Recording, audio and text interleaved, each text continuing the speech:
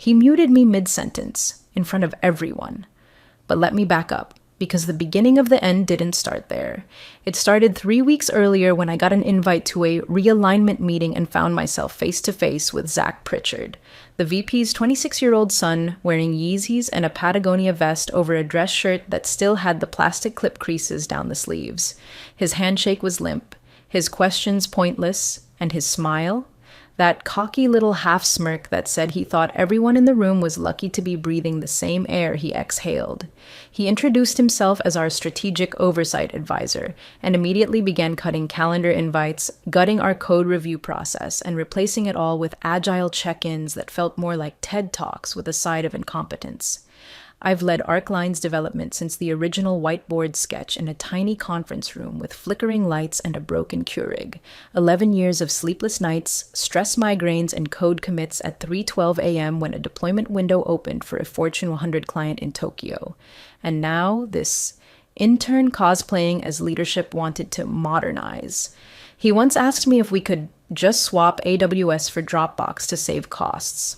Another time, he suggested hiring a chatbot assistant to rewrite our CI/CD pipeline. The man couldn't spell redundancy, let alone grasp why ArcLine had 6 fallback triggers before a single customer ever noticed latency. I didn't argue. I documented. Quietly. Thoroughly. Precisely. Because when a toddler plays with fire, you don't shout. You check for insurance and clear the exits. And for those of you who enjoy watching corporate karma catch up to its victims in slow, glorious motion, don't forget to subscribe and hit that like button.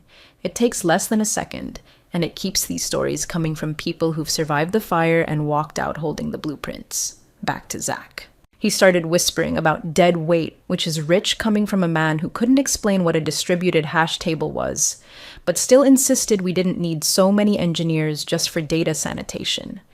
My team? Seasoned. Smart. People who'd shipped secure pipelines while he was still memorizing beer pong rules. And suddenly, we were reporting to him temporarily, per the new org chart that arrived without a single conversation. I played nice. Took the calls, smiled through the ignorance, but I also started combing back through old documentation, checking access logs, and, more importantly, pulling my own employment agreement. That's when I saw it. Tucked inside the founder-era addendum, still in effect thanks to HR's laziness and a decade of org changes that no one properly audited. A clause tying ArcLine's core licensing IP to the continued employment of one name. Mine. They'd never updated it, never reassigned it. Never read the fine print. For a system valued at $180 million in active contracts, they'd left the keys in the ignition and assumed the engine would just purr along without checking who built the damn car. I didn't feel rage, not yet. Just that sinking stillness you get when you realize the avalanche already started, and you're the only one standing uphill with a weather report and a parachute. They'd handed oversight of our backbone tool to a nepotism baby with a god complex and no clue what he'd just walked into. So I watched, I logged, and I waited. He called it a strategic reshuffle, like that made it less insulting. One Thursday morning, no warning, no pre-read, just a calendar bomb from Zach. Team alignment update, mandatory. We all logged in, and there he was, camera way too close, hair gelled like he was hosting a tech podcast, grinning like he just got handed a participation trophy. Effective immediately, he said. Lydia's team will report to me as part of a temporary optimization transition. I remember blinking once slow because the word temporary always means permanent when it comes from a guy whose MBA still smells like ink. Then he started canceling our roadmap reviews. Just wiped the board clean. No more 90-day alignment sessions. No more compliance checkpoints. He even deleted the ticket tracker we used to measure deployment stability. Said it was too granular. In its place, a consulting firm out of Denver. No credentials, no onboarding, just 3 dudes in matching polos who started asking if we could port the whole stack to Python, because it's more hip. One of them had to Google what a load balancer was mid-meeting. Another asked if our clients had ever considered just using Airtable. I wish I was making that up. I asked Zach privately, off Slack, off the record, why we weren't easing them in with sandbox access first. His response? We're going agile now, Lydia. Don't get stuck in legacy thinking. Be a team player. Right. Team player. that old chestnut. I've been a team player for 11 years. I've built frameworks that kept client data protected during foreign cyber attacks. I've migrated entire infrastructures between providers in 36-hour windows without downtime. But sure, I'll take notes from the kid who thinks a hot reload is something you get from DoorDash. That night, I stayed late, not to prove anything, but to prepare. I pulled every revision record from the last 5 years, every authorship stamp, every single commit I'd made, because I knew where this was heading. And I wasn't about to let them bury my fingerprints under a pile of outsourced spaghetti code and buzzwords. That's when I reopened the original licensing document. The one we signed when Arcline was just a concept, and the founder still took his coffee black in that awful styrofoam cup. I hadn't looked at it in years. But something told me to check. And there it was, buried in section 6.2e, halfway down a paragraph about continuity of technical stewardship, in a clause nobody else would bother to read unless they knew what to look for. IP continuity and control retention are bound to the presence of the named principal architect. No wiggle room. No or designee. Just a name. My name. I leaned back in my chair, exhaled through my nose, and stared at that sentence for a long time. They thought I was a relic, a replaceable cog in the machine. But that contract said otherwise. That contract said the house doesn't stand unless I'm inside it. I didn't smile. I didn't gloat. I just saved a PDF copy, encrypted it, and placed it in 3 different off-site backups. I was still here, for now. But I just found the failsafe. And if they were going to push, I was going to let gravity do the rest. They broke staging in under 6 hours. Didn't even make it to lunch before the whole pre-prod environment coughed blood and flatlined. One of the consultants, Trevor, I think, tweaked a config script to improve performance and accidentally disabled half the data sanitation layer, which in Arcline means one thing: contaminated records flowing downstream like raw sewage into VIP client buckets. I saw the alert come through on my phone before they even noticed. I logged in, traced the break, confirmed the timestamp, and typed out a short message in Slack offering to help triage. Just 5 words. Zach replied almost instantly. No need, legacy knowledge isn't scalable. That was the moment the air shifted. You could feel it. My team went silent. No reaction emojis, no typing bubbles, just dead quiet. Not because they agreed, but because they saw the writing on the wall. And because they knew me well enough to understand I wasn't going to fight this one out in Slack threads and corporate platitudes. I didn't answer.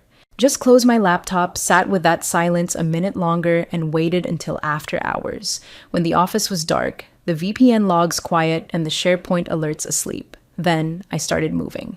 First, I pulled every personal file, old calendars, side project notes, the spreadsheet I used to track caffeine intake during the Q4 outage of 2019. Then I encrypted my directories and purged temp cache files with a script I'd written years ago for travel laptops. No fanfare. No trace. After that, I opened the locked folder I hadn't touched in years. Arcline Continuity Rev 3. Inside was the chain of custody documentation for the IP, author signatures, time-stamped commits, legal appendices, internal emails between engineering and legal confirming that I was the designated principal architect of record. I scrolled through the metadata logs and saw it. Last accessed 3 months ago. Accessed by Jichin, Gwen Chen, our lead corporate counsel. I sat with that for a while. Gwen's not the type to poke around for fun. If she opened that file, it was for a reason, and she never brought it up, never flagged it, which told me one thing. Someone, somewhere, already knew that clause existed. They'd seen it, but they were hoping they'd never have to act on it. Well, now they would. I printed my resignation letter next, on actual paper, signed it with my old blue Pilot pen I used when Arcline got its first seed grant, folded it once. No dramatics, just a clean break. I didn't feel angry. I didn't feel vindicated. I just felt done. The kind of done that lives in your chest when you realize you've already given more than they ever noticed. The kind of done that doesn't need revenge because the bricks are already loose and you're holding the blueprint with the removal instructions. I shut off the lights, walked out of the office, didn't even look back at my desk, because tomorrow someone else was going to sit in that chair and realize too late what wasn't there anymore. The call started late, because of course it did. Half the company was already in the Zoom lobby when Zach finally rolled in, 10 minutes past the hour, sipping a protein shake like he just finished solving world hunger in his CrossFit group chat. "Big news, everyone," he grinned, eyes darting to his notes like he didn't even trust himself to remember the script. "We're outsourcing Arcline." Just like that. 4 words, no context, no warning. My inbox lit up in real time, direct messages from people on my team, old collaborators, even a PM from our Tokyo client thread asking if the rumors were true. Zach went on, smirking like he'd just dropped a TED Talk bomb. "Over the next 30 days, Lydia's team will begin the transition to our new development partners. We believe this shift will unlock new efficiencies and modernization pathways." Modernization pathways. That's what they're calling this now. I reached for my unmute button. Not to argue, just to speak, just to clarify what the team could expect and what documentation we had already prepared in the event of a transition. Because even in insult, I still gave a damn. But I never got the chance. Zach clicked first. I saw it on the bottom corner of my screen. "You've been muted by the host." His voice kept going. "Thanks for your legacy contributions, Lydia. We'll be in touch during knowledge transfer." That was the moment. The flick of the final switch. I didn't blink, didn't scowl, just sat still, face unreadable. Then I reached down, picked up my badge, still clipped to the same lanyard from my first day 11 years ago, and my resignation letter folded once, signature side facing the webcam. Held them up. 1 Mississippi, 2, 3. Then I clicked Leave Meeting. No words, no rebuttal, just silence. The kind of silence that vibrates louder than 1,000 Slack threads screaming into the void. What most people didn't see, or maybe didn't clock, was the expression on Gwen Chen's face when I lifted that letter. She was in the bottom right of my screen, the company's lead counsel, usually unreadable, always cool. But when I raised that paper, her eyes widened, just slightly, and her posture stiffened. She stood up and stepped out of frame mid-meeting. She knew. Everyone else kept talking. One of the new biz dev kids started clapping. A consultant cracked a joke about leaning forward. The founder wasn't even on the call. But Gwen saw what just happened. Because now it was official. The continuity holder was no longer employed. And every clock tied to Arcline's license agreement had just started ticking. Slack was already on fire by the time Gwen reached the executive channel. Screenshots of my resignation stunt spread like wildfire. Some shared with laughing emojis, others with quiet WTF messages in private threads. Engineers on other teams started speculating. Did she really quit mid-call? Was that a staged exit? One guy posted a gif of the Joker walking away from a hospital explosion. Classy. But legal wasn't laughing. By 2:47 p.m., Gwen's office had sent a priority message to the founder's assistant. Subject: Arcline license, urgent body. We may have just lost Arcline, need to discuss clause 6.2e immediately. The founder didn't even know what that meant at first. It had been 11 years since he'd looked at those contracts. He hadn't touched engineering since the company scaled past 50 people. That's when he started scheduling more golf meetings than backlog reviews. But Gwen knew. She pulled the original IP filing, the addendum with my signature, the legal correspondence that tied Arcline's proprietary codebase, line by line, to the presence of a single continuity holder. Not a department, not a role, a name. Mine. And that's when things got worse. Because the consultants Zach brought in, they were still locked out. They didn't have root credentials. They couldn't even access staging without a supervisor token, which I never gave because I was never asked. No one thought to request a credential transfer. No one thought I'd actually walk. The founder's inbox pinged again at 3:12 p.m. System notification, license dependency. Triggered, principal architect unassigned Arcline access. Tier, restricted mode. Initiated time to compliance breach, 17 business days, that's all it took. One automated flag from the license manager we installed years ago. It was set to alert only in the event of a continuity break. I remember writing the notification string myself.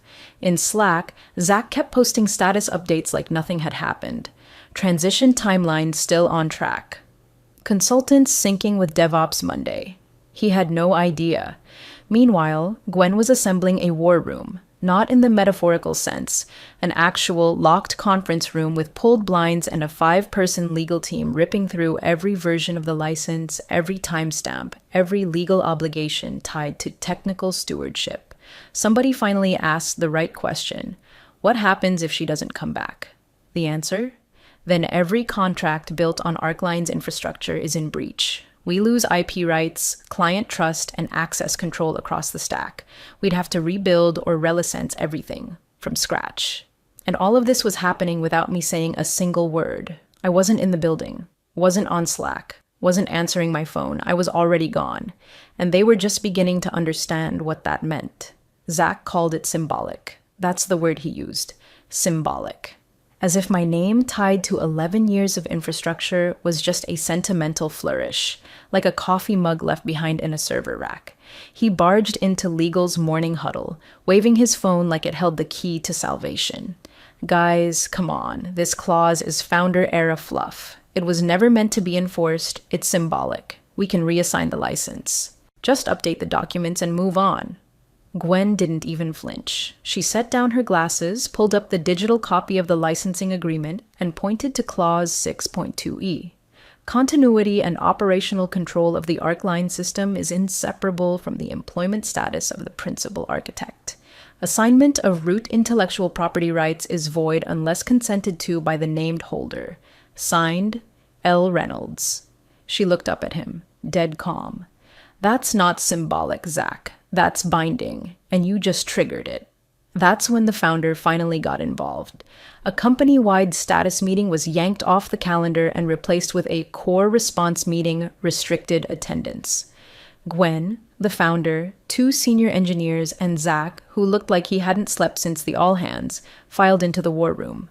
Someone closed the blinds. Another rolled in a whiteboard, already marked with IP timelines and contract renewal dates. The founder's first words: "Tell me we can fix this." Silence. One of the senior engineers muttered, "Not without her signature." Meanwhile, I was 50 miles away, curled into a couch that didn't belong to me, sipping lukewarm coffee from a chipped mug with a faded duck on it. The Airbnb was quiet, tucked against a lake so still it looked painted. No email, no phone, no Slack. Just me, a paperback copy of The Left Hand of Darkness, and a low sun catching the edges of the water like gold foil. My phone buzzed 3 times. I didn't look. I already knew who it was. Gwen tried to call once, left no voicemail, just a single missed call time-stamped exactly 20 minutes after the founders' meeting began. Back in the office, someone finally found the file, buried in the shared legal drive, untouched since the last contract audit, transfer determination, doc, G-Chen, signature. PDF, it was blank, unsigned, because we never finished the transition paperwork, because no one thought I'd leave, because Zach never understood the difference between authority and ownership. They kept checking the audit logs, hoping to find some loophole, something Gwen might have missed, but the metadata told the whole story. I was the author, the signer, the steward, and unless I walked back through that door and signed off on the transfer, they didn't just lose access. They lost Arcline, and I was watching ducks skim the lake surface, flipping a page, breathing air I didn't have to share with panic. They tried every angle short of showing up at my door. By Monday, the founder had his assistant combing LinkedIn for anyone who might know where I'd gone. Old co-workers, college friends, even the guy I briefly dated from the 2014 DevSecOps conference in Austin. He messaged me a confused, "Hey, you okay?" like we hadn't spoken in nearly a decade. HR sent a form email. We'd love to reconnect and explore a mutually beneficial resolution. Legal followed up with a certified letter I never signed for. Zach. He didn't reach out. Probably too busy pretending he had a plan. Gwen didn't pretend. She sat the executive team down, opened the license agreement again, and said flatly, 12 business days. That's how long you have before the license nullifies. Once that happens, every client with an SLA tied to Arcline can walk without penalty, and they will. The founder asked what would happen if they rebuilt Arcline from scratch. Gwen didn't laugh. She just blinked slowly and said, "You won't." They tried spinning up backups, found they couldn't push to prod without root tokens. Those tokens, bound to a vault chain that required my biometric confirmation. The only person who ever had override access was Gwen, and she never activated it because we agreed years ago. Arcline doesn't get touched unless both of us approve. I hadn't revoked the repo yet. Not entirely. One branch was still private, technically accessible, though no one dared touch it without triggering a compliance flag. So I left them a note. I logged into the private repo on a quiet Tuesday afternoon, typed one final commit. No code, just a comment. Last revision held, author removed. Then I closed the laptop. Not out of spite, not to twist the knife. I did it the way you close the lid on a piano you'll never play again. With respect, with finality. Back at headquarters, panic was spreading.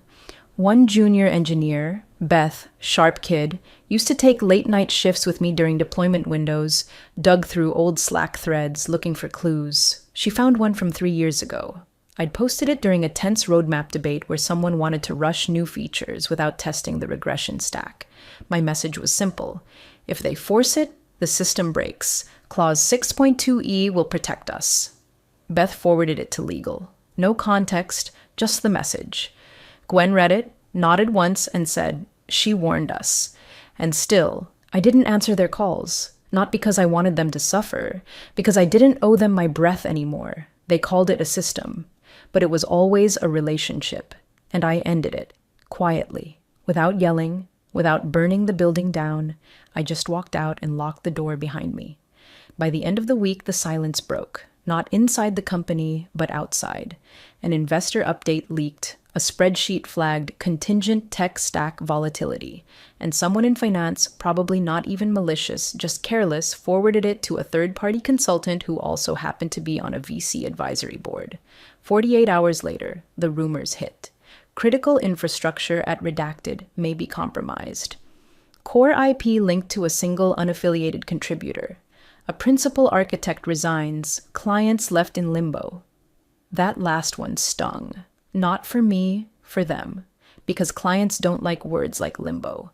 Clients like redundancy, scalability, and 24/7 access. Not bound license voided due to corporate oversight. By Monday, 3 clients canceled quarterly reviews. One demanded a full audit before the next billing cycle. Another paused renewal talks until licensing clarity is resolved. The board panicked. Someone finally asked aloud why the founder's son was still in charge of anything. He wasn't by Tuesday. Zach's resignation was announced in a 6-sentence email that blamed misaligned vision expectations. No thanks, no party, no farewell card, just gone. The founder held a closed-door session that same afternoon. No one leaked the recording, but word got around. He asked if anyone had eyes on me. No one did. That's when Gwen stepped in. She bypassed PR entirely, sat at her desk, opened a blank Word document, and wrote a single-page statement herself. "We deeply regret the decisions that led to the departure of our principal architect, Lydia Reynolds. Her contributions define the backbone of our systems. We apologize for undermining her role and for the operational disruption this caused." She sent it directly to every Arcline client contact. My phone buzzed 2 hours later. Not a call, just a message from Gwen. "You were right.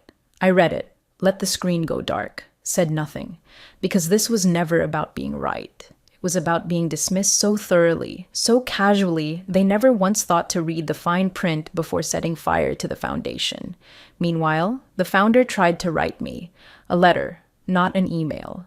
I heard through someone close to the assistant. He penned it longhand, left it sealed in a drawer, didn't send it.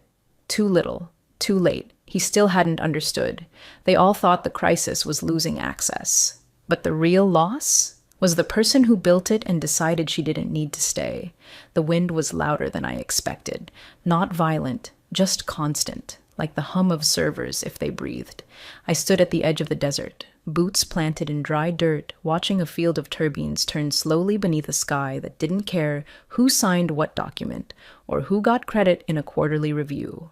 I'd driven out there with nothing but a duffel bag, a half-dead laptop, and a charger that only worked if you held the cord at a specific angle. I hadn't opened the laptop in days. Not since the last commit, not since the fallout. They'd stopped calling. Even Gwen. I think she knew that I wasn't angry, wasn't holding out for leverage, wasn't looking for applause. I'd just moved on. That's the part people never understand. They think walking away is weakness, that staying and suffering proves something. But there's a power in silence, in letting the tower fall without you beneath it. I sat on the hood of the rental car, pulled out the laptop, and waited for it to boot. The battery protested. The desert sun reflected off the screen. The root license manager loaded, still logged in, still tied to my credentials, still waiting. I clicked once. A red box popped up. Revoke all access. Are you sure? I didn't hesitate. The cursor hovered, then settled. Click.